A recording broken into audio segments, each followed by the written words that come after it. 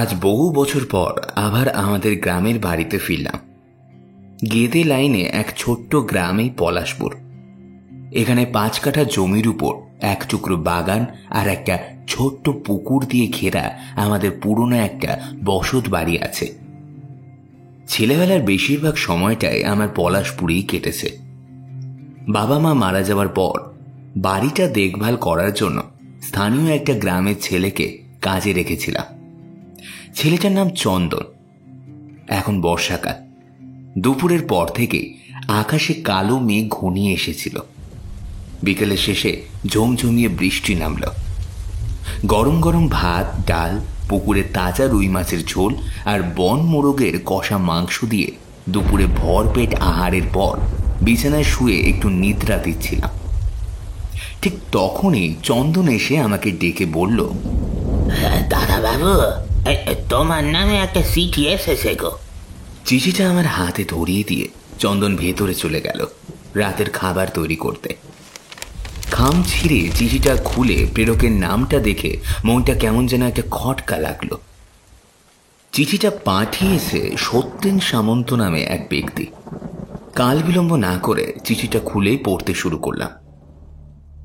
প্রিয় বন্ধু অলোক, আশা করি তুই কুশলে আছিস। আমার কথা তোর মনে আছে কিনা জানি না, কিন্তু ধরেই নিচ্ছি তুই এই পুরনো বন্ধুর কথা হয়তো সব ভুলেই গেছিস। তুই যখন আমার চিঠিটা পাবি তখন জানবি সঠিক সময়ে উপস্থিত হয়েছে।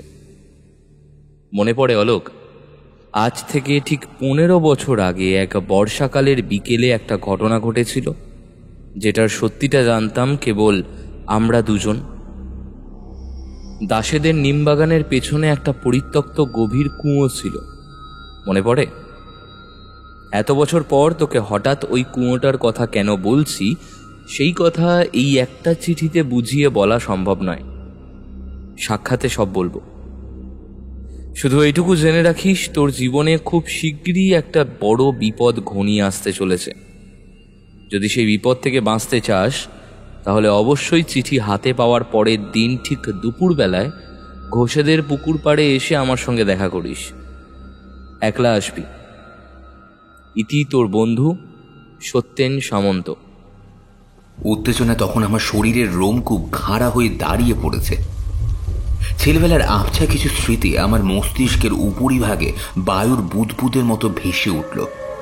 চিঠিতে সত্যেন সামন্ত যে ঘটনার কথা বলল, সেই ঘটনা আমার কাছে অজানা নয়। কেবল সময়ের ধুলো জমে সেই স্মৃতি তলিয়ে গিয়েছিল অবচেতন মনের অনেক গভীরে। ওর চিঠিটা পড়ার পর অবশেষে সেই ঘটনার কথাই মনে পড়ল আমার। তবে আজ থেকে 15 বছর আগে এক বর্ষাকালের বিকেলে যে ঘটনাটা ঘটেছিল, সেই কথাটা মনে না পড়লেই বরং বেশি খুশি হতাম। কিছু কিছু ঘটনা আমাদের মন হাজার চাইলেও পুরোপুরি ভুলে যেতে পারে না। এটাও ঠিক সেরকমই একটা ঘটনা।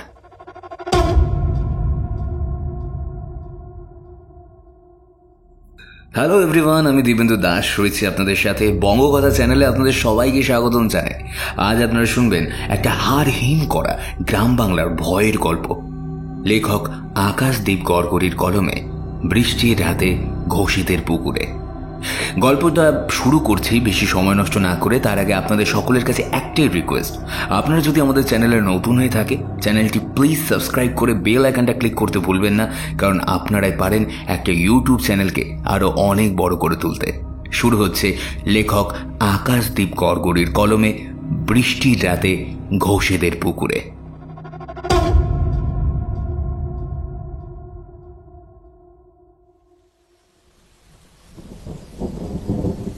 রাতের দিকে বৃষ্টির তেজ কিছুটা কমে এলো। চন্দন রাতের রান্না করে আমাকে খেতে দিল। খাওয়া দাওয়া শেষ করার পর সে বলল, দাদা বাবু, আজ তো তুমি এখানে আসো। আজ রাতটা যদি একটু একা কাটাতে পারো তাহলে ভালো হয়। কেবল একটাই রাত, কাল থেকে আমি আবার আসবো। সে না হয় হলো, কিন্তু এই দুর্যোগের মধ্যে এত রাতে কোথায় যাবি তুই? আগে দাদা বাবু, একটু হারান্দার বাড়ি যাব। হারান্দা? সে আবার কে? ওই যে বরুণ ঘোষের ছেলে কাঠমিস্ত্রি। ওই তো দাসীদের নিম বাগানের দিকে বাড়ি। হারান্দার ছোট ছেলেটা আবার আমার খুব নাওটা, জানো। খুব দুরন্ত আর চটপটে ছেলে। কিন্তু কয়েকদিন হলো বিল্টুর নাকি খুব জ্বর, ছাড়তেই চাইছে না, দিন রাত ভুল বকছে। বাকিটা এখন অবশ্যই একটু ধরেছে, তাই ভাবছি আজ একবার ছাতা নিয়ে গিয়ে দেখে আসি। আসার সময় পথে তো জল জমে যাবে, তাই ভাবছি কাল সকালে বৃষ্টি থামলে একেবারে ফিরে আসবো। তুমি একটা রাত একা একা থাকতে পারবে নিকো? আমি অবশ্য সব বন্দোবস্ত করেই যাব, মোমবাতি দেশলাই সব রেখে যাচ্ছি। আলো চলে গেলেও কোনো সমস্যা হবে না। সে পারবো না কেন, কলকাতায় তো আমি একাই থাকি। কিন্তু বিল্টুর যে এত শরীর খারাপ, ডাক্তার দেখিয়েছিস? না গো দাদা বাবু, ওদের অত পয়সা কোথায়? হারান্দা তো কয়েক সপ্তাহ হলো কাজেই যায় না। মা মরা ছেলেটার শরীর খারাপ কমছে না, খাচ্ছে না, ঘুমাচ্ছে না, কিচ্ছুটি করছে না। দিন দিন আরো কেমন শুকায় যাইতেছে। সেই চিন্তায় হারুন্দা তো কাজবাজ সব শিখে তুলে দিয়ে দিন রাত ছেলের মাথার কাছে মুখ গোমরা করে ঘরে বসে থাকে। ছেলেটাকে সে বড্ড ভালোবাসে হারুনটা। আমি অবশ্য একবার আজ গিয়ে বলবো, গ্রামের শ্মশানের কাছে কুড়ে ঘরে যে তপন গুণিন থাকে তাকে একবার ডেকে আনতে। লোকটা অনেক রকমের মন্ত্র তন্ত্র আর টোটকা জানে। একবার ঝাড়ফুঁক করে দিলে যে ওর ঘাড়ে চেপেছে সে আর পালানোর পথ পাবেনি। হ্যাঁ, ডাক্তারের বদলে ওঝা দেখাতে বলবি? এ তো ওঝার কাজ নয়। বিল্টু তো জ্বর হয়েছে, তাকে সারানো তো ডাক্তারের কাজ। না গো দাদা বাবু, তা নয়। তুমি তো এখানে থাকো না, তাই জানো না। এ জ্বর তো কোনো সাধারণ জ্বর নয়, এ হলো ছায়া জ্বর। বিল্টুর ঘাড়ে নিশ্চয়ই একজন চেপেছে। ছায়া জ্বর? সে আবার কি? আর ঘাড়ে আবার কে চাপবে? যাদের নাম এত রাতের বেলা করতে নেই গো। যা, কি সব বকছিস? গাঁজা টাজা টেনেছিস নাকি আজকাল? তুই বলতে চাইছিস যে বিল্টুর ঘাড়ে ভূতে চেপেছে? তুই এসবে বিশ্বাস করিস চন্দন? আমার হাসি শুনে চন্দনের মুখটা নিমিষেই কালো হয়ে গেল। গলার স্বর খাটো করে সে বলল, না গো দাদা বাবু, এসব নিয়ে মজা করো না। এই গ্রামের উপর যে তেনাদের নজর পড়েছে সে কথা পলাশপুরের বাচ্চা থেকে বুড়ো সবাই জানে। তুমি শহরের মানুষ, তুমি এসবে বিশ্বাস নাই করতে পারো, কিন্তু গায়ের সবাই তেনাদের অস্তিত্বে বিশ্বাস করে। চন্দনের কথা শুনে আমি আর হাসি চাপতে পারলাম না।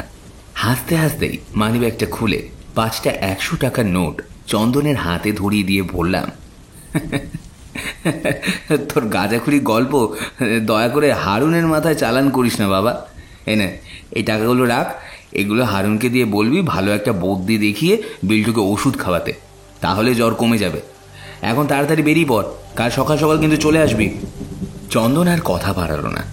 টাকাগুলো ট্যাকে গুজে ছাতা নিয়ে বেরোতে যাবে, হঠাৎ আমার কি মনে হতে ওকে পিছু টেকে জিজ্ঞেস করলাম, এই শোন চন্দন, তোর হঠাৎ এমন কেন মনে হলো বলতো যে বিল্টুকে ভূতে ধরেছে? দাদা বাবু, যেদিন বিল্টু অসুখে পড়ল সেদিন ও খেলতে খেলতে ওই দাসেদের নিম বাগানের ভেতর ঢুকে পড়েছিল। ওখানে একটা ওই পরিত্যক্ত কুয়ো আছে, জানো তো? কুয়োটা নাকি ভালো না, ওখানে যে যায় সে আর সুস্থ হয়ে বাড়ি ফিরে আসে না। বিল্টু সেই কুয়োটার কাছে গিয়েছিল ভর দুপুর বেলায়।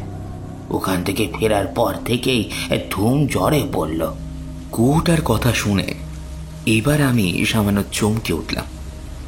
আশ্চর্য, এই কুয়োটার কথাই তো তখন সত্যিনও চিঠিতে লিখেছি। জিজ্ঞেস করলাম, কেন কুয়োটা ভালো না কেন? দাদা বাবু, দাসেদের নিম বাগানে সেই কুয়োটা এতই গভীর যে উপর থেকে তাকালে নিচে কিছুই দেখা যায় না। ঘুটঘুটে জমাট অন্ধকার আর পচা কালচে জল ছাড়া সেই কুয়োতে আর কিছুই নেই। অনেক বছর আগে ছোট একটা ছেলে নাকি কুয়োতে ঝাঁপ দিয়ে আত্মহত্যা করেছিল। তারপর থেকেই ওটা অভিশপ্ত হয়ে পড়ে রয়েছে। কুয়োটার কাছে দিনের বেলায় যাওয়ারও কেউ সাহস করেনি কো। ভয়ে সকলের বুক কাঁপে। রাতের বেলায় নাকি ওই নিম বাগানের ওই কুয়োর ভেতর থেকে একটা একটা কান্নার আওয়াজ ভেসে আসে। শুনলে মনে হয় কেউ বুঝি কুয়োর নিচে বসে ফুপিয়ে ফুপিয়ে কাঁদছে। গ্রামের সবাই ওই কুয়োটাকে এড়িয়েই চলে। সবাই বলে কুয়োটা নাকি ভুতুড়ে। যাই হোক, আমি এখন আসি গো দাদা বাবু, রাতে একটু সাবধানে থেকো।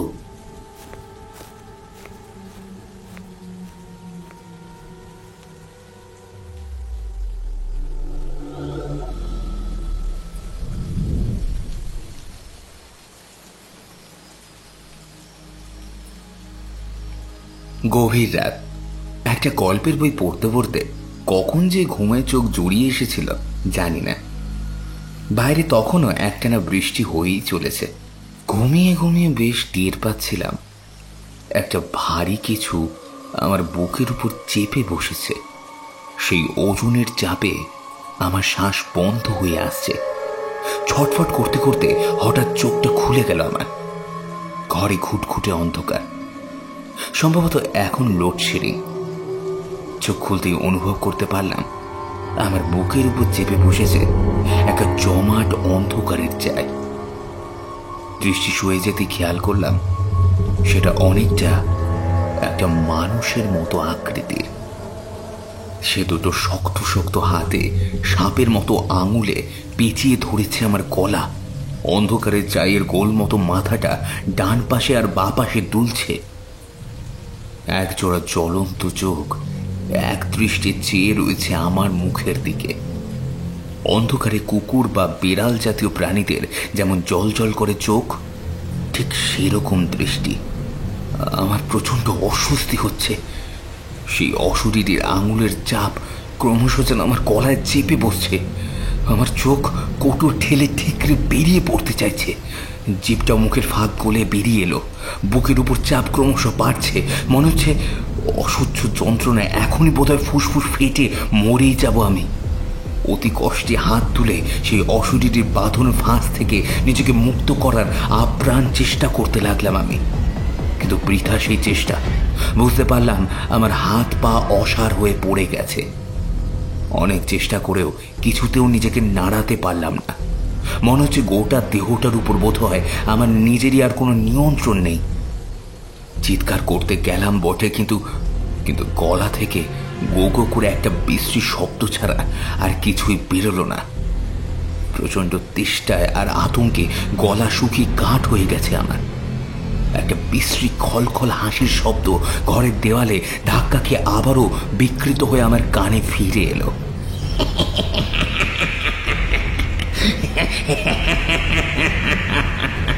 আর সেই শব্দ শুনেই মুহূর্তে চেতনা ফিরে পেয়ে ঘুম ভেঙে হাউমাউ করে আমি বিছানায় উঠে জিভ বের করে হাঁপাতে লাগলাম।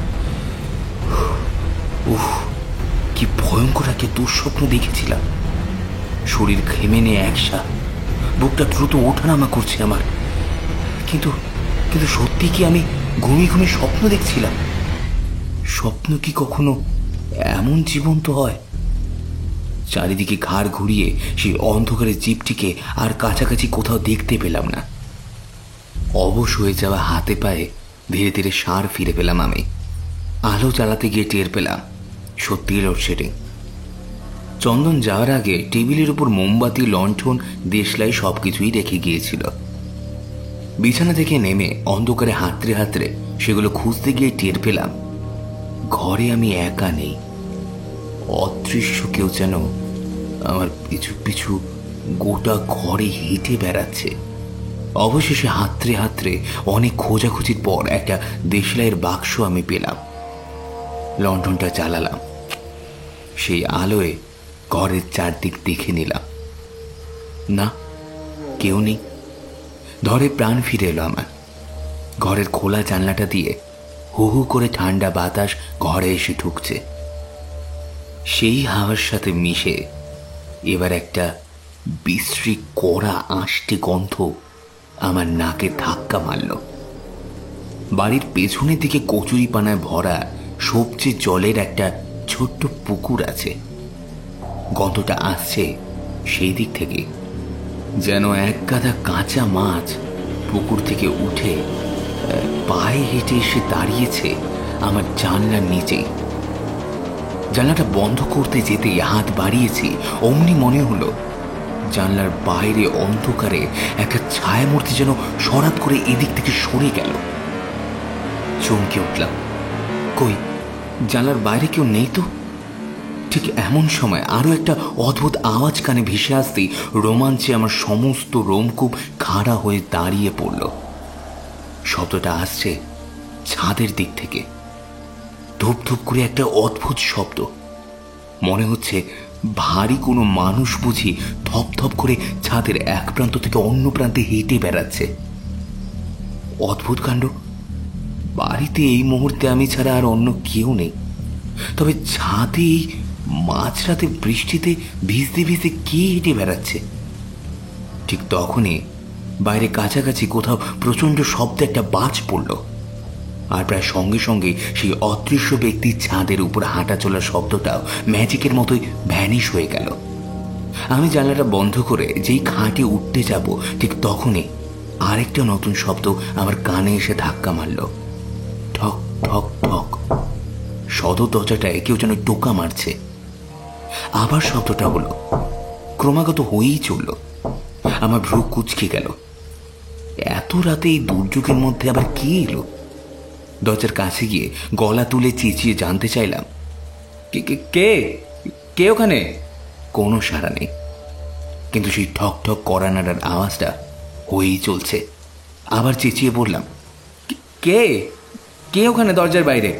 এবার খুব ক্ষীণ স্বরে, ঠিক যেন হাওয়ায় ভেসে জবাব এলো, দাদা বাবু, ও দাদা বাবু, দরজাটা খোলো। এ কি, এ তো চন্দনের গলা। এত রাতে ও কি বৃষ্টিতে ভিজতে ভিজতে ফিরে এলো নাকি? তবে যে বলে গেল নাকি কাল সকালে ফিরবে। চন্দনের গলা পেয়ে নিশ্চিন্ত হলাম আমি। দরজা খুলে আমি বাইরে উকি দিলাম। না, কই কেউ তো নেই বাইরে। কেবল বৃষ্টি ভেজা একটা জমাট ধূসর কুয়াশার চাদর চারপাশের দৃশ্যপট আড়াল করে রেখেছে। তবে কি আমি ভুল শুনলাম? দরজা বন্ধ করে ফিরে আসতে যাব, ঠিক তখনই আবার কেউ যেন খুব চেনা গলায় ডাকলো, দাদা বাবু, ও দাদা বাবু, আমাকে ভেতরে আসতে দেবে না? স্পষ্ট চন্দনের গলা। দরজা খুলে এদিক ওদিক আবার লণ্ঠনের আলো ফেলে ভালো করে দেখলাম, কিন্তু এবারেও আর কাউকে দেখতে পেলাম না। আমার গায়ে কাঁটা দিয়ে উঠল। এসব কি হচ্ছে? আমি কি তবে ভয় পাচ্ছি? তাড়াতাড়ি দরজা বন্ধ করে ঘরে ঢুকে দেখি, একটু আগেই যে জানলাটা বন্ধ করে দিয়েছিলাম, দমকা ঝোড়ো হাওয়ার ধাক্কায় আবার সেটা খুলে গেছে।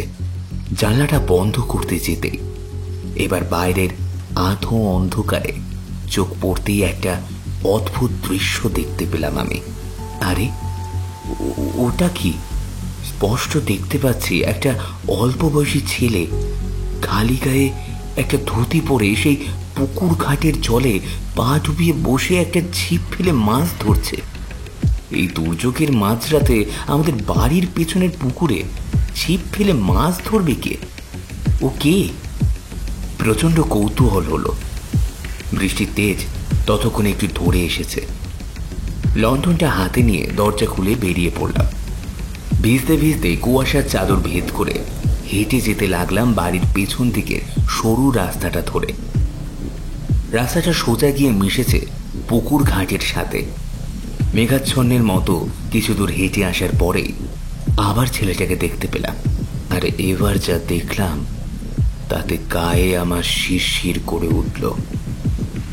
দেখি ছেলেটা ছিপ ফেলে পুকুর থেকে মাছ ধরছে, আর সেই মাছ অন্য হাতে ধরে কচকচ শব্দে কাঁচা কাঁচায় চিবিয়ে খাচ্ছে। দেখি ঘেন্নায় পেট গুলিয়ে বমি হয়ে এলো আমার। চিৎকার করে বললাম, কে কে কে ওখানে? আমার গলা শুনে ছেলেটা মুখ ফিরে আমার দিকে তাকালো। প্রচণ্ড শব্দ করে আঁতকে উঠলাম আমি। কাগজের মতো সাদা ছেলেটির মুখ, বড় বড় দুটো চোখের প্রায় পুরোটাই কালো, কোনো সাদা মনের চিহ্ন মাত্র নেই সেখানে। ঠোঁট চওড়া করে সাদা দাঁতে খিলখিলিয়ে হাসছে সেই ছেলেটা আমার দিকে। সেই রক্ত জল করা হাসি এতই অস্বস্তিকর যে মুহূর্তে বুকের ভেতরটা ধরাস করে ওঠে। এই মুখ আমি চিনি। অস্ফুট এই গলা থেকে বেরিয়ে পড়ল, এ কি সত্যেন তুই? ছেলেটা মাথা নেড়ে হাতছানি দিয়ে আমাকে তার কাছে ডাকলো। আমার সমস্ত বাহ্য জ্ঞান ততক্ষণে লোপ পেতে বসেছে। সেই হাতছানি আমি অগ্রাহ্য করতে পারছি না।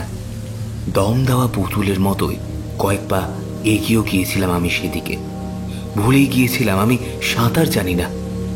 যখন সত্যেনের প্রায় কাছাকাছি পৌঁছে গেছি, তখন হঠাৎই পেছন থেকে কেউ যেন ফ্যাঁস ফ্যাঁসে গলায় বলল, খবরদার দাদা বাবু, আর আর একটি পাও এগিয়েও না, ওদিকে কেউ নেই, তোমাকে তোমাকে নিশিতে ডেকেছে। আমি চমকে উঠে দাঁড়িয়ে পড়লাম। ঘোর লাগা ভাবটা কেটে যেতেই পা থেমে গেল। ঘাড় ঘুরিয়ে দেখি কই, সত্যি তো পুকুর ঘাটে কেউ তো নেই। টের পেলাম আমার মাথাটা হঠাৎ দুলে উঠল। তাল সামলাতে না পেরে জ্ঞান হারিয়ে আমি সশব্দে মাটিতে আছাড় খেয়ে পড়ে গেলাম।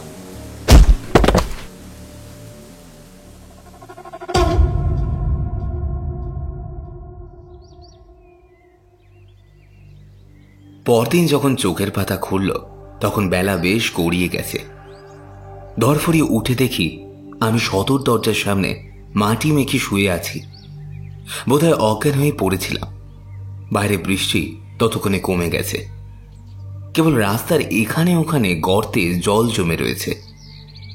আমি ঘরে ঢুকে ভালো করে সর্বত্র খুঁজে দেখলাম। চন্দনকে কোথাও দেখতে পেলাম না। প্রায় দুপুর 1:30 বাজতে চলল। কাল রাতে যে ভয়ের রেশটা মনের ভিতর জগদ্দল পাথরের মতো চেপে বসেছিল, এখন দিনের আলোর মধ্যে অবশ্যই সেটা ধীরে ধীরে মিলিয়ে গিয়েছিল। পেটে খিদেতে চোচো করছে। এদিকে চন্দনকে যে একটাবার খবর পাঠাবো সেই উপায়ও নেই, কারণ আমি হারুনদের বাড়ির ঠিকানা জানি না। মনে পড়ল চন্দন বলেছিল বটে, দাসেদের নিম বাগানের কিছু আগে নাকি হারুনদের বাড়ি আছে। সেই নিম বাগানটা আমি চিনি। ঘরের ভেতর খুঁজে খুঁজে একটু মুড়ি আর গুড় পাওয়া গেল। সেই দিয়েই জলযোগ সেরে একটা ছাতা বগলে চেপে বেরিয়ে পড়লাম রাস্তায়। অনেক বছর হয়ে গেল আমি এই পথে আসিনি। পথে যেতে যেতে বুঝতে পারছিলাম আমার ছোটবেলার দেখা সেই পলাশপুর যেন ঠিক আগের সেই সবুজ সতেজ গ্রামটি নেই।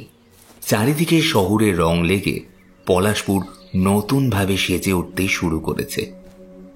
তবে পলাশপুরের মাটির গন্ধে যেন অন্য একটা প্রাচীন মোহ লেগে আছে। লালচে মেঠো রাস্তা ধরে যত ভেতরের দিকে যেতে লাগলাম, ততই আমার চোখের সামনে উন্মুক্ত হতে লাগলো সবুজ প্রকৃতির অপরূপ শোভা। লোকালয় ছাড়িয়ে আমি একটা সরু আর জনশূন্য মেঠো পথ ধরলাম। ভেতরের দিকে হাঁটতে হাঁটতে চোখে পড়ল পুকুরে চড়ে বেড়াচ্ছে পানকড়ি আর হাঁসের শাড়ি। মাঠে গোয়ালের পাল আর বকের দল আপন মনে খেলে বেড়াচ্ছে। দিগন্ত বিস্তৃত সবুজ ধানক্ষেত, আর তাঁতের মাঝে সরু আলপথ ধরে লাঙল হাতে হেঁটে চলেছে একদল ক্লান্ত চাষি। ক্ষেতের মাঝে মাথা উঁচিয়ে দাঁড়িয়ে আছে কাকতারুয়া। দেখতে দেখতে সেসবও পার হয়ে গেল। গাছে ঢাকা ছায়া ঘেরা গ্রামের পথ ধরে আরো কিছু দূর এগিয়ে আসার পর পথঘাট হঠাৎ করে একেবারে নির্জন হয়ে গেল। হাত ঘড়ির দিকে তাকিয়ে দেখি দুপুর প্রায় 3টে বাজতে চলল। যতদূর মনে পড়ছে, দাসেদের নিম বাগানের দিকে যাওয়ার জন্য এই মেঠো পথটা ধরেই মিনিট 5 এগিয়ে যেতে হবে। এতক্ষণে তো আমি হারুনদের বাড়ির কাছাকাছি পৌঁছে যাওয়ার কথা, কিন্তু আরও মিনিট কুড়ি হাঁটার পরও যখন ধারে কাছে কোনো নিম বাগান চোখে পড়ল না, তখন আমার মনে একটা খটকা লাগলো। আমি কি তবে পথ ভুল করে অন্য পথে চলে এলাম? আর এগোবো কিনা এভাবে হিজিবিজি ভাবছি, তখনই চোখে পড়ল অদূরে কচুরি পানায় ঢাকা একটা মজা পুকুর ঘাট। আমি চমকে উঠলাম, আরে এটাই তো সেই ঘোষেদের পুকুর। ছোটবেলায় শীতের দুপুরে স্কুল কেটে আমি আর সত্যেন যে এখানে বড়শি ফেলে কত মাছ গেঁথেছি তার কোনো ইয়াত্তা নেই, কিন্তু কোনোদিন সেই পুকুরে স্নান করতে নামিনি। সবাই বলতো এ পুকুর নাকি অভিশপ্ত পুকুর, পুকুরের তলায় নাকি পানি মুড়ির বাস। কত লোক যে পুকুরে স্নান করতে নেমে ডুবে মরেছিল তার কোনো হিসাব নেই।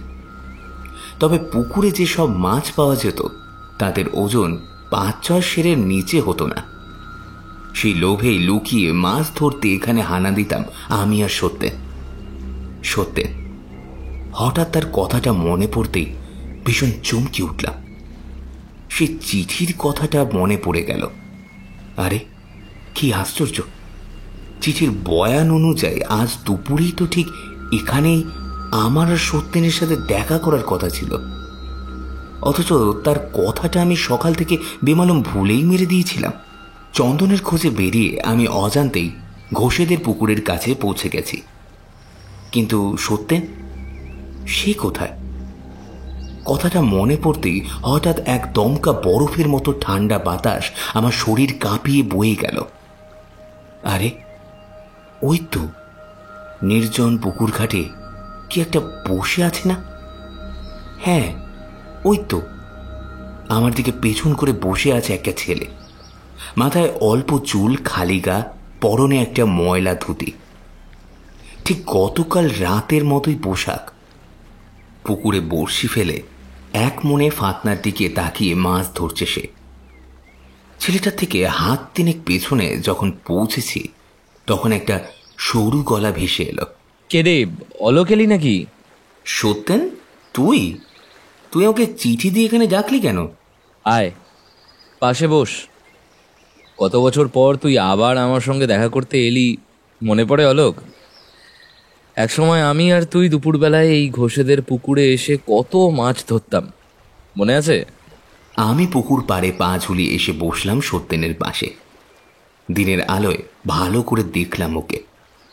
সত্যি যেন সেই ঠিক আগের মতোই আছে, কেবল চেহারাটা একটু শুকিয়ে গেছে আর মাথায় চুলের পরিমাণটা একটু পাতলা হয়ে গেছে। তার চোখের মনিতে ঝিলিক দিয়ে যাচ্ছে এক চিলতে খুশির আভাস। জিজ্ঞেস করলাম, তুই আজকাল কি করছিস? মাছ ধরিস কেবল, নাকি কাজটাজও কিছু করিস? না রে অলোক, সে ভাগ্য আর হলো কই। এ কথা বলছিস কেন? সে অনেক কথা রে, সব খুলে বলবো বলেই তো আজ তোকে চিঠি লিখে এখানে ডেকে পাঠালাম। আচ্ছা সত্যেন, একটা কথা বলতো, তুই কি কাল রাতে আমাদের বাড়ির পেছনে পুকুর ঘাটে বসে মাছ ধরে কাঁচা কাঁচা মাছ খাচ্ছিলি? হো হো করে হেসে সত্যেন জবাব দিল, আমি? না রে, আমি সেখানে যাইনি, তবে কে গেছিল সেটা জানি। তোর সম্মুখে যে বড় বিপদ অপেক্ষা করছে রে। বিপদের কথা তো তুই চিঠিতেও লিখেছিস, কি ব্যাপার খুলে বলতো একটু।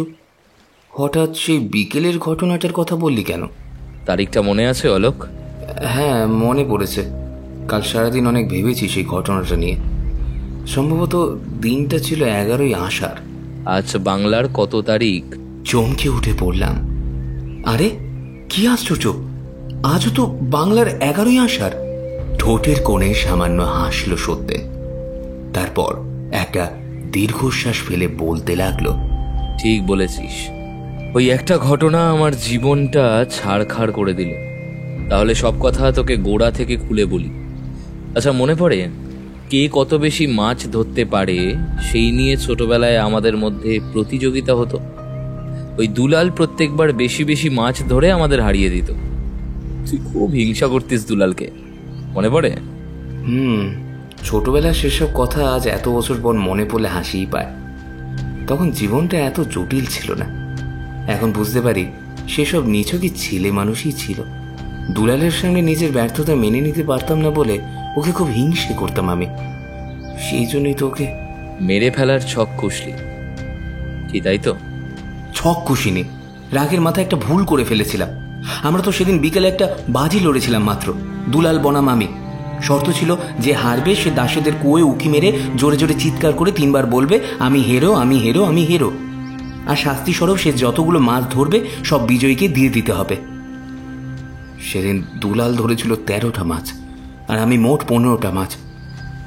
2 পয়েন্টে ওকে হারিয়ে দেওয়ার পর ও যখন সেই 13টা মাছ আমাকে ফিরিয়ে দিচ্ছিল, তখন লজ্জায় অপমানে রাগে ওর মুখ কালো হয়ে গিয়েছিল। খুব খুব খুব মজা পেয়েছিলাম আমি। শেষে দাসেদের নিম বাগানের পেছনে সেই গভীর কুয়োর সামনে নিয়ে গেলাম দুলালকে। ও যখন রাগে গজগজ করতে করতে কুয়োর মধ্যে ঝুঁকে পড়ল, আমি নিজেকে সামলাতে পারিনি। পেছন থেকে একটা ছুটে ধাক্কা মেরেছিলাম আমি শুধু। দুলাল কুয়োর ভেতরে পড়ে গেল। তুইও তো ওখানেই ছিলি, সব দেখেছিলি। আমরা দুজন তারপর ভয় পেয়ে ওখান থেকে পালিয়ে গেলাম। এরপর আমি আর স্কুলে যাইনি, ভয়ে তোর সাথেও দেখা করিনি। কলকাতায় একটা ইংরেজি মিডিয়াম স্কুলে চান্স পাওয়ার পর সেই ঘটনার কিছুদিন পরেই বাবার সাথে কলকাতায় চলে গেলাম। গ্রামে কারোর সাথে আর যোগাযোগ রইল না। দুলালের যে এরপর কি হলো আমি আর কোনোদিন জানতেও পারিনি সত্যেন। খোঁজ নেওয়ার সাহসও হয়নি। কিন্তু তুই হঠাৎ এত বছর পর এই ঘটনাটা তুললি কেন? অলোক, সেই দিনের পর থেকে দুলালকে আর খুঁজে পাওয়া যায়নি রে। সে যে কুয়োয় ডুবে মরেছে সে কথা কেউ জানতেই পারল না। তোর মতো আমিও প্রচণ্ড ভয় পেয়ে গিয়েছিলাম। ভয় আর কাউকেই কোনোদিন সেদিনের ঘটনার কথা বলতে পারিনি। অনেকবার চেষ্টা করেছিলাম তোর সাথে একবার দেখা করে একটু মনের ভার হালকা করব, কিন্তু সেই ঘটনার পর থেকেই তুই আমার সাথে সব যোগাযোগ কেটে দিলি। এদিকে ছেলেকে হারানোর দুঃখে দুলালের মা পাগল হয়ে গেল। তারপর অবশ্য দুলালের বাবা মা আর সেখানে থাকেনি, রাতারাতি গ্রাম ছেড়ে পালিয়ে গিয়েছিল। কি বলছিস সত্যেন? এত কিছু ঘটে গেছে অথচ কই আমি তো কিছু জানতে চাওয়ার চেষ্টা করিসনি, তাই জানতে পারিসনি। সারা জীবন সত্যের সামনে থেকে পালিয়ে বেরিয়েছিস, কিন্তু তুই পালাতে পারলেও যে আমি পালাতে পারিনি অলোক। চোখের সামনে অন্যায় হতে দেখেও মুখ বুঝে মনের মধ্যে চেপে রাখার অনুশোচনায় ভুগে ভুগে আমার জীবনটা শেষ হয়ে গেছে। দিন রাত চোখের সামনে কেবল দুলালের মুখটাই ভেসে উঠত। সবাই জানতো দুলাল আত্মহত্যা করেছিল, কিন্তু সেটা যে সত্যি নয় সে তো আমরা দুজনেই জানি। বল, তুই দুলালকে খুন করেছিলি, আর আমি সেই খুনের কাজে তোর অন্যায়টাকে মুখ বুঝে সমর্থন করেছিলাম। আর সেই পাপের অনুশোচনা আমার বুকের ভেতরটা কুড়ে কুড়ে খেতে লাগলো। মনে হতো দুলালের মৃত্যুর জন্য আমিও সমান দায়ী। নিজেকে ঘরবন্দি করে মানসিক অবসাদে ভুগতে শুরু করলাম। আমার মা, দিদি কেউ আমার কথা বিশ্বাস করতো না। গ্রামের পথে বেরোলে সকলে আমাকে এড়িয়ে চলতো, পাগল পাগল বলে খ্যাপাতো, হাসাহাসি করতো, ঢিল ছুঁড়ে মজা নিত। বাড়ির লোকেরাও আমাকে সবসময় অবিশ্বাসের চোখে দেখত। আমি যে দুলালকে দেখতে শুরু করেছিলাম সে কথা কেউ বিশ্বাস করতো না। দুলালের প্রেত আমাকে ভয় দেখাতো। আমি সারাটা দিন ভয়ে সিটিয়ে থাকতাম। কিচ্ছু খেতে ইচ্ছে করতো না, রাতে ঠিক করে ঘুমোতে পারতাম না। বিশ্রী সব দুঃস্বপ্ন দেখতাম। ধীরে ধীরে খিদে, ঘুম, মানসিক শান্তি সব আমাকে ত্যাগ করলো। জীবনটা আমার একেবারে দুর্বিষহ হয়ে উঠল রে। লোকজনের হাসি, মশকরা, টিটকিরি শুনে শুনে আমার সহ্যের সীমা ছাড়িয়ে গেল। বুঝতে পারছিলাম এভাবে খুব বেশি দিন আমি বাঁচতে পারবো না। কি বলছিস সত্যেন? দুলাল তোকে দেখা দিত? হ্যাঁ রে, দুলালের প্রেত ধীরে ধীরে আমার প্রাণ শক্তি শুষে নিচ্ছিল। দিন দিন শুকিয়ে যাচ্ছিলাম, মাথার চুল পড়ে যাচ্ছিল। আমি মানসিক, শারীরিক সব দিক থেকে বেজায় অসুস্থ হয়ে পড়লাম। ঠিক করলাম এই সবের একটা বিহিত হওয়া প্রয়োজন। দুলালের প্রেত দেখা দিলে আমি তার কাছে হাত জোর করে ক্ষমা চেয়ে বললাম, আমাকে মুক্তি দে। আমি আর এই অনুশোচনার বোঝা মাথায় চেপে ঘুরে বেড়াতে পারছি না। জানিস, দুলাল হেসে বলল সে আমাকে মুক্তি দিতে পারে, কিন্তু একটা শর্তে। এই অসহনীয় যন্ত্রণার হাত থেকে মুক্তি পাওয়ার জন্য দুলালের সমস্ত শর্ত আমি মেনে নিয়েছিলাম। তার কথা মতো একদিন রাতে আমি একটা ধারালো দা দিয়ে ঘুমন্ত মা আর দিদিকে কুপিয়ে খুন করব। কিন্তু কিভাবে যেন গ্রামে সবকিছু জানাজানি হয়ে গেল। আমার খোঁজে পুলিশ এলো, কিন্তু ওদের হাতে আমি ধরা দিলাম না। ছুটতে ছুটতে এসে পৌঁছলাম ঘোষেদের এই পুকুরটার সামনে। তারপর পুকুরে ঝাঁপ দিয়ে সাঁতরে গিয়ে পুলিশের চোখে ধুলো দিল। তবে থেকে আমি পালিয়ে বেড়াচ্ছি, তোর জন্য অপেক্ষা করে আছি। কবে তুই ফিরবি আর ফিরে আমার সাথে দেখা করবি। পুকুরটার মায়া আমি আজও কাটাতে পারিনি রে অলোক। আমি স্তম্ভিত হয়ে সত্যেনের জবানবন্দি শুনছিলাম। তার চোখের মণিতে কেমন একটা পাগলামের চিহ্ন ঝিলিক দিয়ে যাচ্ছে। সত্যেন যা যা বলছে সব কি সত্যি? ওর বিধবা মা আর প্রাণাধিক প্রিয় দিদিকে এমন নৃশংসভাবে কুপিয়ে খুন করেছে, কিন্তু ঘোষেদের পুকুরে ঝাঁপ দিয়েও প্রাণে বেঁচে গেল কি করে? শুকনো কণ্ঠে জিজ্ঞেস করলাম, এসব তুই কি বলছিস সত্যেন? তুই কি সত্যি সত্যি পাগল হয়ে গেলি নাকি? সত্যেন সামান্য হেসে বলল, আমার সাথে যা যা ঘটেছে সেসব কি সত্যি আমার একার প্রাপ্য ছিল অলোক? তুইও দুলালের মৃত্যুর জন্য সমানভাবে দায়ী। অথচ দেখ, তুই গ্রাম ছেড়ে চলে যাওয়ার পর দুলালের প্রেত তোর পিছু ছেড়ে দিল, ধরলো এসে আমাকে। তোর ভাগের শাস্তিও আমি একাই ভোগ করলাম। অথচ শহরের চকচকে জীবনের মায়ায় তুই তোর ছোটবেলার বন্ধুকেও ত্যাগ করলি। যে তোর এত বড় কুকর্মের সাক্ষী হওয়ার পরও তোকে বাঁচানোর জন্য নিজের মুখ বন্ধ রাখলো, তুই স্বার্থপরের মতো সব ভুলে গেলি অলোক। কিন্তু আমি যে কিছুই ভুলিনি, সব কথা আমার মনে আছে। আমি স্বীকার করছি, আমার একটা ভুল হয়ে গেছে নিজের অজান্তে। আমি বুঝতে পারিনি আমার জন্য তোকে এতটা যন্ত্রণা ভোগ করতে হবে। আমি দুঃখিত সত্যেন। আমার তোকে একা ফেলে পালিয়ে যাওয়াটা উচিত হয়নি। তখন ছোট ছিলাম, সবটা আবেগের বশেই করে ফেলেছিলাম। কিন্তু তুই কিভাবে জানলি যে আমি এখন গ্রামে ফিরে এসেছি? তুই কি একটা বিপদের কথা বলছিলি চিঠিতে? কি সেটা? কাল রাতে পুকুর ঘাটে তোর মতো দেখতে ও কাকে দেখলাম আমি? চোখের ভুল নাকি নাকি সব সত্যি? আমি তো কিছুই বুঝতে পারছি না। তোর একটা ভুল কতগুলো জীবন শেষ করে দিল রে অলোক। তুই যে এত বছর পর আবার গ্রামে ফিরেছিস, সেই খবরটা আমাকে দুলাল দিয়েছে। ও সব জানে, রোজ রাতে আমার সাথে দেখা করতে আসে। ওর কথা মতোই তোকে চিঠি লিখে এখানে ডেকে এনেছি। একটা কথা বলি, দুলাল তোর ক্ষতি চায়। পলাশপুর গ্রামের মধ্যেই ওর সমস্ত ক্ষমতা সীমিত। কাজেই গ্রামে না ফিরলে ও তোকে মারতে পারবে না। তোর কর্মফলের শাস্তি তোকে তো পেতেই হবে। তুই যে সেই বিকেলে আমার সাহায্য নিয়ে অন্যায়ভাবে দুলালকে প্রতিযোগিতায় হারিয়েছিলি, সেটা দুলাল জানতো, কিন্তু ও কিছু বলতে পারেনি। তোর কথা মতোই তো আমি সেই বিকেলে হাট থেকে মাছ কিনে এনে গোপনে ঝুড়িতে মিশিয়ে দিয়েছিলাম। নইলে আমরা কোনোদিনই দুলালকে হারাতে পারতাম না। আমরা দুজন মিলেই দুলালকে মেরেছি অলোক। আমি যদি শাস্তি পেয়ে থাকি, তাহলে তোকেও সেই শাস্তির ভাগিদার হতে হবে। আর এটাই দুলালের প্রেত চায়। সে তোকে নিজে হাতে শাস্তি দিতে চায়। সত্যেনের কথা শুনে আতঙ্কে শিউরে উঠে বললাম, কি করে এই বিপদ থেকে রক্ষা পাবো? আমাকে বলে দে সত্যি, আমি সব করতে রাজি। শোন, আমি দুলালকে অনেক বুঝিয়ে রাজি করিয়েছি। একটা উপায় আছে। তুই যদি ওর কাছে ক্ষমা না চাস, তাহলে কৃতকর্মের সাজা তোকে ভোগ করতেই হবে। এই গ্রাম ছেড়ে তুই আর পালাতে পারবি না। চিরদিন এখানেই আটকে থেকে যাবি, অনন্তকাল ধরে। আর দুলাল তোকে ক্ষমা করে দিলেই তুই মুক্তি পেয়ে যাবি। কাল রাতে তুই যাকে দেখেছিস সে আমি নই, সে ছিল দুলালের প্রেত।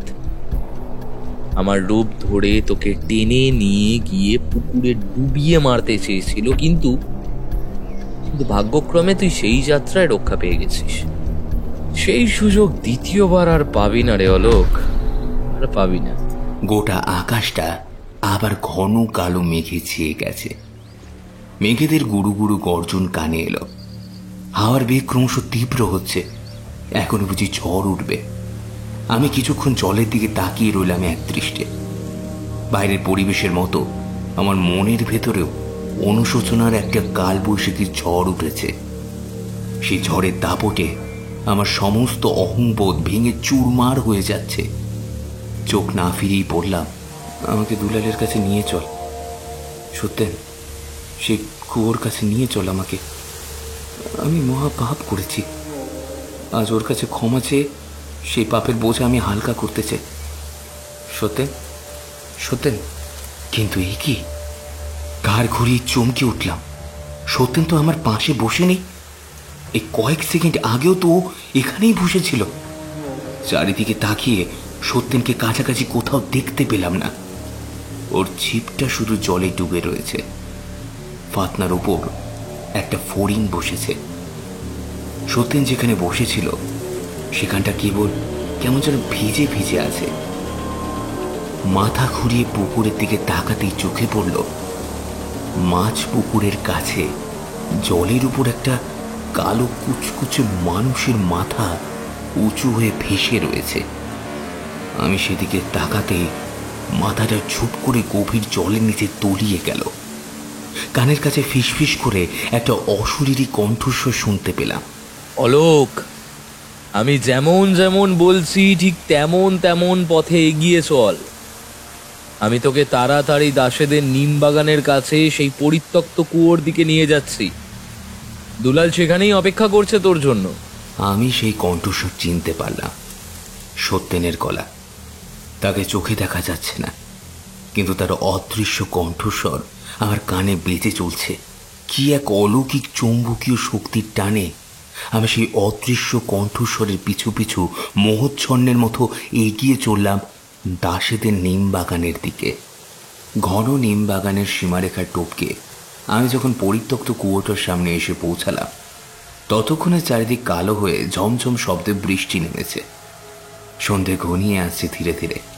ছাতাটা আমি ঘোষেদের পুকুর পাড়ে ফেলে চলে এসেছি। কাজেই বৃষ্টিতে কাক ভেজা হয়ে ঠান্ডা বাতাসে আমার খুব শীত শীত করতে লাগলো। কাঁপতে কাঁপতে আমি সেই অশরীরী কণ্ঠস্বরকে অনুসরণ করে এসে দাঁড়ালাম সেই কুয়োটার সামনে। চারপাশ জনশূন্য। দাসীদের বাড়িতে এখন আর কেউ থাকে না। বহু বছর ধরেই মনে হয় বাড়িটা এমন ভুতুড়ে চেহারা নিয়ে পোড়ো অবস্থায় পড়ে রয়েছে। দেখলাম এত বছরে কুয়োটার অবস্থা আরো খারাপ হয়ে গেছে। চারিদিক ঝোপ জঙ্গল গজিয়ে বিশ্রী অবস্থা।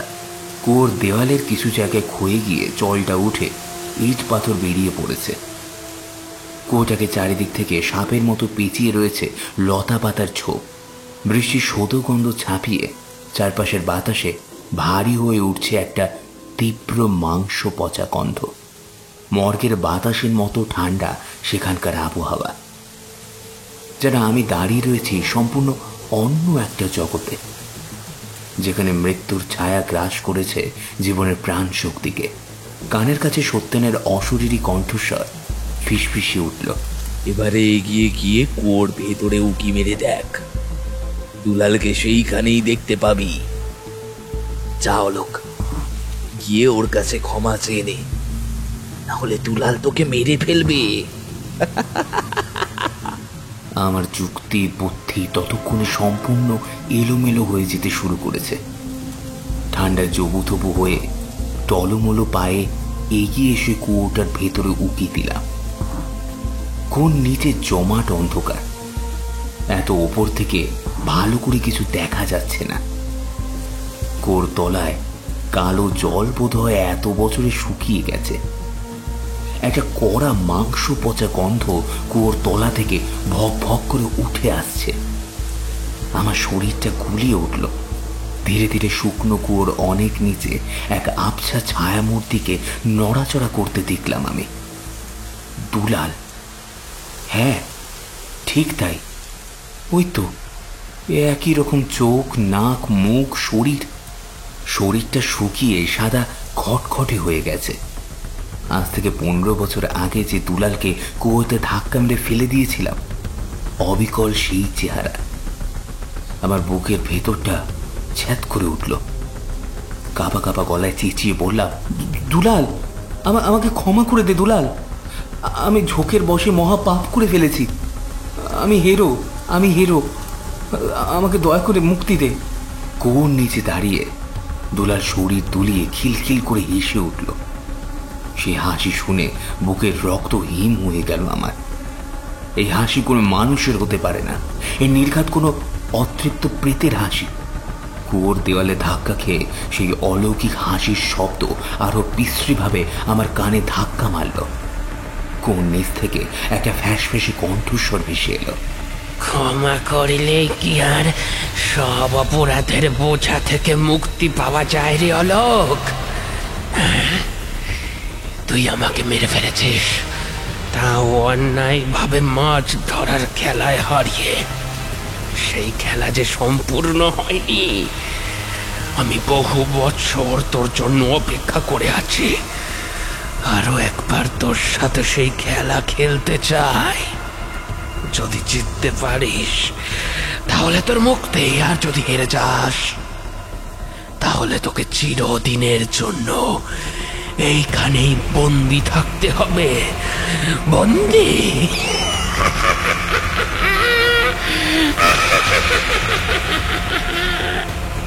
খেলা? কিন্তু আমি কিভাবে তোর সাথে? তুই তো আর বেঁচেই নেই। বেঁচে তো তুইও থাকবি না অলোক। আমি মরেছি, সত্যেনও মরেছে। এবার যে তোর পালা।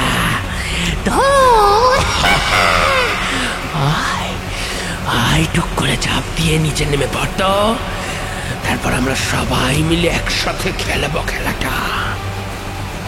খেলবি তো অলোক? কিরে ভয় পাচ্ছিস কেন?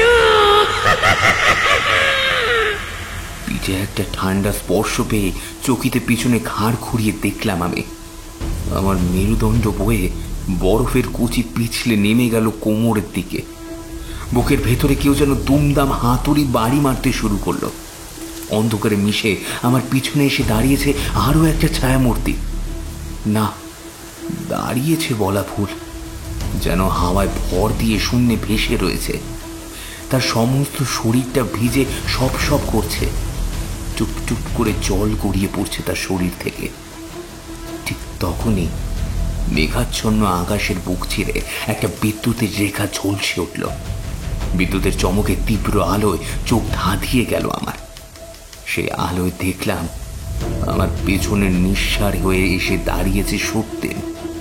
মরা মাছের মতো তার চোখের দৃষ্টি, ধবধবে সাদা মুখ, চোখের মনির জায়গাটা সম্পূর্ণ কালো কুচকুচে। কি বিভৎস সেই মুখ! সত্যিনের ঠোঁট চওড়া হয়ে একটা নিষ্ঠুর হাসি রেখা তার কান ছুঁয়ে ফেলল। বিশ্রী খলখল সেই হাসির শব্দে আমার হৃৎপিণ্ডের গতি যেন স্তব্ধ হয়ে গেল। কিছু বুঝে ওঠার আগে পিছে একটা জোরদার ধাক্কা অনুভব করলাম। সত্যিন আমাকে ধাক্কা মেরেছে। সে ধাক্কার তাল সামলাতে না পেরে আমি হুড়মুড় করে কুয়োর ভেতরে পড়ে গেলাম। আমার গলা চিরে একটা মরণ আর্তনাদ বেরিয়ে এলো। আজ মৃত্যু নিশ্চিত। কুয়োর ওপর থেকে ভেসে এলো সত্যেনের খিলখিল হাসির শব্দ। নিচের দিকে তাকিয়ে দেখলাম, কোথায় তুলায় হাড়ের তৈরি লম্বা লম্বা দুটো হাত প্রসারিত হয়ে সেখানে দাঁড়িয়ে আছে। একটা ধবধবে সাদা নরকঙ্কাল। সেই কঙ্কাল হাসতে হাসতে অবিকল দুলালের স্বরে বলে উঠল, অলোক, আয় আমার কাছে, আয় আয় আয় আয়। আমরা আবার সেই মাছ ধরার খেলাটা খেলবো। তোর জন্য সেই কবে থেকে অপেক্ষা করছি। আয় আয়, খেলবি আয়। আর চোখ খোলা রাখতে পারলাম না। তীব্র আতঙ্কে চিৎকার ছেড়ে গায়েন হারালাম আমি।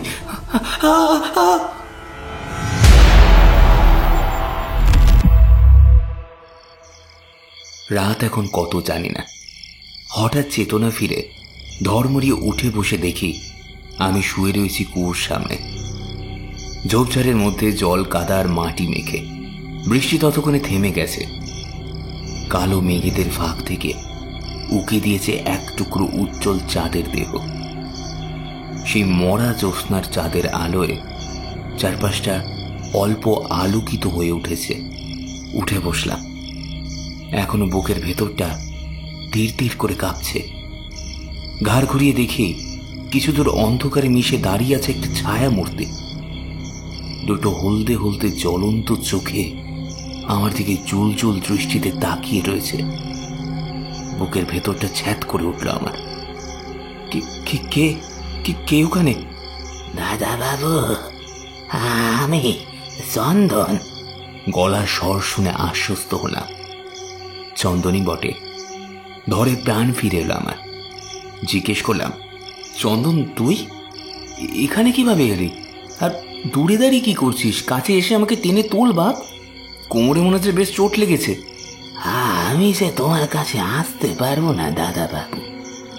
আমার চেহারা দেখলে তুমি ভয় পাবে, তাই দূরে দাঁড়িয়ে কথা বলছি। ভয় পাবো মানে? কি যা তা বলছিস? তোর গলাটা এখন অন্যরকম শোনাচ্ছে কেন রে চন্দন? কেমন যেন ফ্যাস ফ্যাসে বৃষ্টিতে ভিজে ঠান্ডা লাগালি নাকি? হ্যাঁ না দাদা বাবু। তুই এখানে এলি কিভাবে? সকাল থেকে কোথায় ছিলি? সকালে যে আমি আর দেখা দিতে পারবো না দাদা বাবু। আমি কেবল তোমার সাথে রাতেই দেখা করব।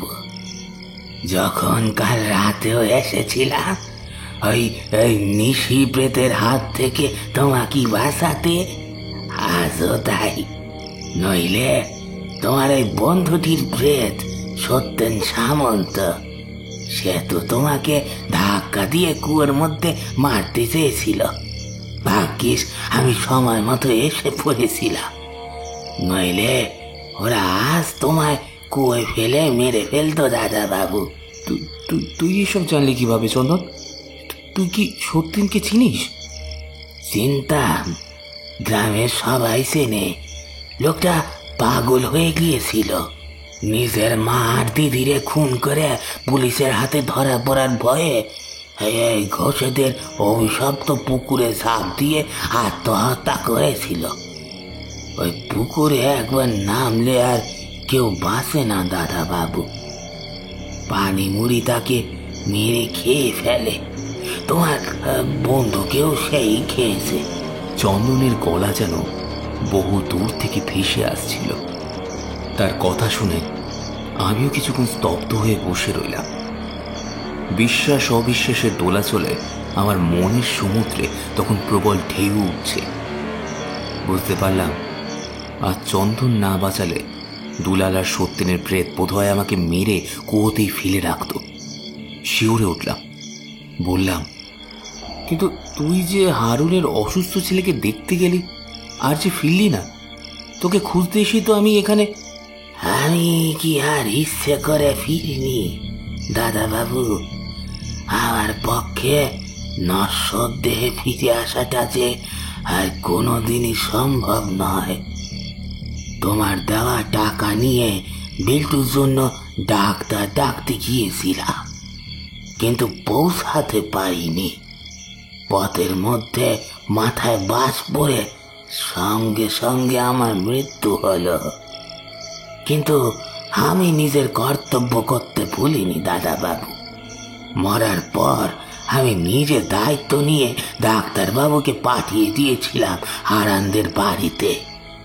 ওষুধ খেয়ে বিল্টু এখন অনেক সুস্থ, তার জ্বর কমেছে। এদিকে আমার খুব অস্বস্তি হতে লাগলো।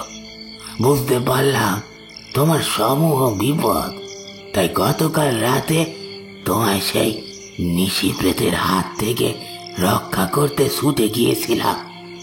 সকাল হতেই আবার চলে যাই, কিন্তু তুমি ততক্ষণ এই সত্যেন সামন্তের প্রেতের কবলে পড়েছ।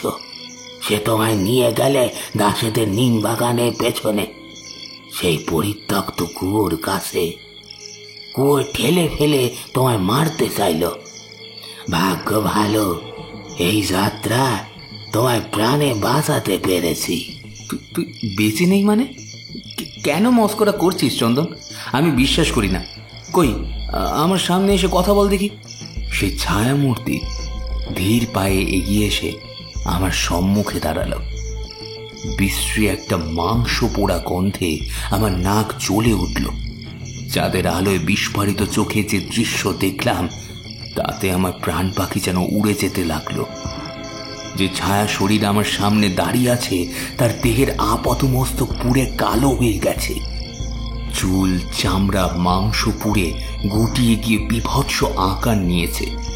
মুখের সিংহভাগ পুড়ে গিয়ে এতই বিভৎস আকার নিয়েছে যে দেখে আমার শরীরটা শিরশির করে উঠল। দুটি হলদে হলদে জ্বলন্ত চোখ আমার মুখের দিকে বিষাদ মাখা দৃষ্টিতে তাকিয়ে রয়েছে। সমস্ত দেহে দগদগে পোড়া ঘা, কি বিভৎস দেখাচ্ছে তার দেহটা। শরীরের থেকে এরকম ধোঁয়া বেরোচ্ছে। চন্দনের এই করুণ পরিণতি দেখে আমার বুকের ভেতরটা বেদনায় কেঁপে উঠল। হ্যাঁসফ্যাঁসে গলায় চন্দনের প্রেত বলল, তুমি এখান থেকে পালিয়ে যাও দাদা বাবু, জায়গাটা মোটেই ভালো নয়, আর কোনোদিন এখানে ফিরে এসো না। আমি চন্দনের কথা রেখেছি। সে রাতে অতি কষ্টে বাড়ি ফিরে রাতটা কোনো মতে ইষ্টনাম জপ করেই কাটানো হলো। ভোর হতেই তল্পি তল্পা গুছিয়ে গ্রাম ছেড়ে পালিয়ে এসেছিলাম কলকাতায়। আর কোনোদিনও পলাশপুরে ফিরিনি। শুনেছি পলাশপুরের সেই বাড়িটা নাকি আমাদের এখন পোড়ো হয়েই পড়ে রয়েছে। সবাই ওটাকে বলে ভূতের বাড়ি।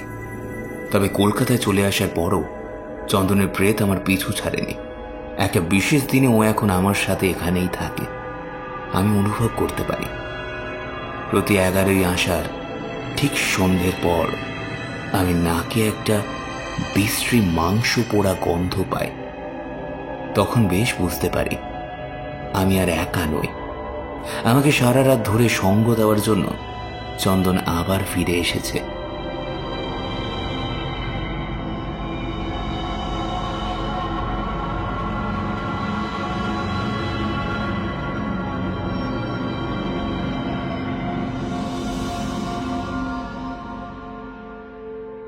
শুনছিলেন লেখক আকাশদীপ গড়গড়ির কলমে গ্রাম বাংলার এক ভয়ের গল্প, বৃষ্টির রাতে ঘোষেদের পুকুরে। কেমন লাগলো আপনাদের আজকের এই গল্পটি জানাবেন আমাদের ইউটিউব কমেন্ট সেকশনে। আর আপনি আমাদের চ্যানেলে নতুন হয়ে থাকলে চ্যানেলটি প্লিজ সাবস্ক্রাইব করে বেল আইকনে ক্লিক করতে কিন্তু ভুলবেন না, যাতে নতুন নতুন গল্প আসলে আপনি তা শুনতে পারেন। আজকে গল্প পাঠিয়েছিলাম আমি, দিব্যেন্দু দাস। অন্যান্য চরিত্রে ছিল সৌরভ এবং শুভম। ভালো থাকবেন, সুস্থ থাকবেন এবং সঙ্গে রাখবেন আপনাদের বঙ্গকথা চ্যানেলকে।